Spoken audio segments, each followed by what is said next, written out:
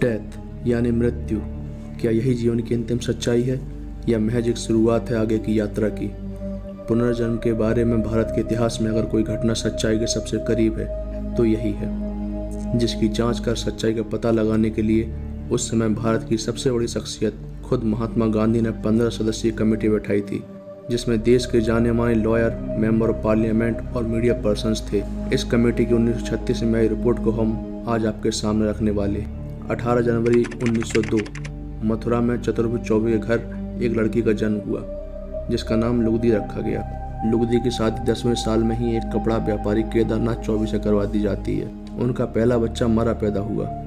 25 सितंबर 1925 लुगदी ने ऑपरेशन से एक स्वस्थ बच्चे को जन्म दिया, जिसका नाम नवनीत लाल रखा गया। 9 दिन बाद 4 अक्टूबर को महज 23 साल की उम्र में कॉम्प्लिकेशंस के चलते लुगदी की आगरा के हॉस्पिटल में मृत्यु हो गई। वक्त बीतता है और पूरे 1 साल 10 माह 7 दिन बाद 11 दिसंबर 1926 को दिल्ली में बाबू रंग माथुर के घर एक बच्ची जन्म लेती है, जिसका नाम रखा गया शांति देवी।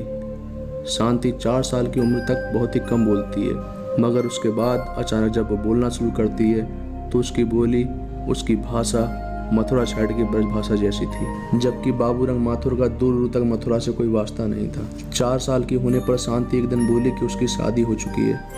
उसका असली घर ये नहीं जहाँ वो रह रही है, बल्कि मथुरा में है। वहाँ मथुरा में उसका एक पति और एक बेटा है।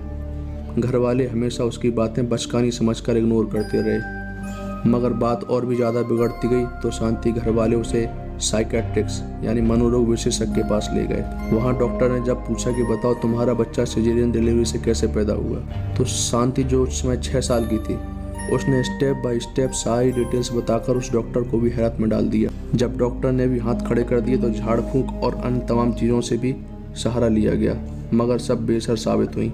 एक दिन शांति ने एक राहगीर से मथुरा की उसके घर से दूरी जाननी चाहिए।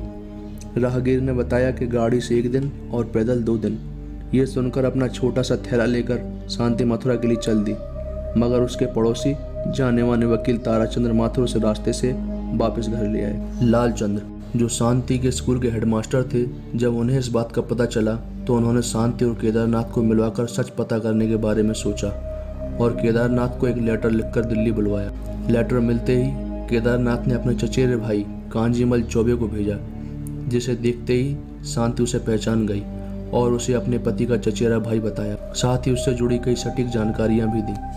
कांजीमल ने वापस मथुरा जाकर केदारनाथ चौबे को बताई तो वो अपने बेटे नवनीत लाल के साथ शांति से मिलने आया।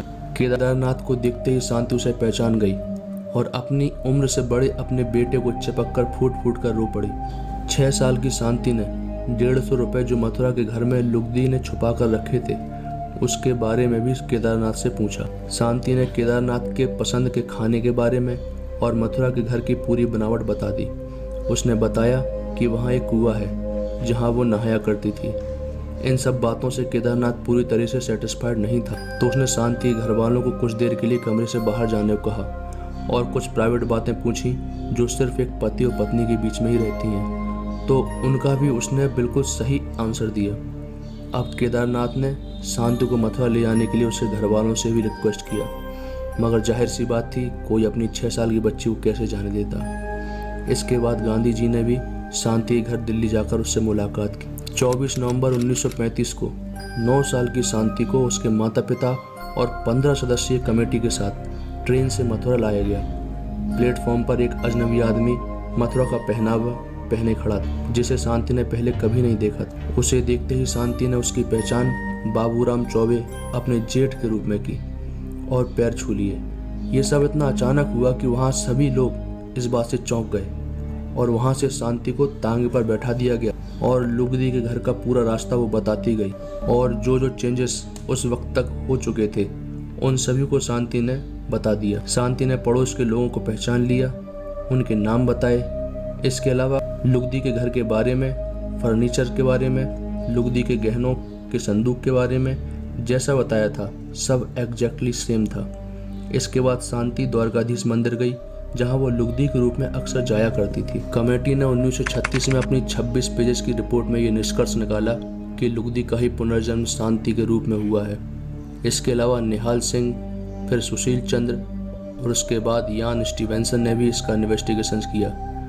सभी एक ही निष्कर्ष पर पहुंचे कि ये पुनर्जन्म की एक सच्ची घटना है। कई सारी बुक्स और रिसर्च पेपर्स इस केस को लेकर पब्लिश हो चुके हैं। 22 फरवरी 1936 को BC नेता ने शांति से कुछ क्वेश्चंस पूछे उसके आफ्टर डेथ एक्सपीरियंस के बारे में, जिसका शांति ने वहाँ तेज रोशनी का होना और 4 लोगों के येलो कलर के कपड़ों में खड़े होना बताया। अगर आप पुनर्जन्म की और भी सच्ची घटनाएं जानना चाहते हैं तो कमेंट करें, चैनल को लाइक करें, सब्सक्राइब करें। जय हिंद, जय भारत।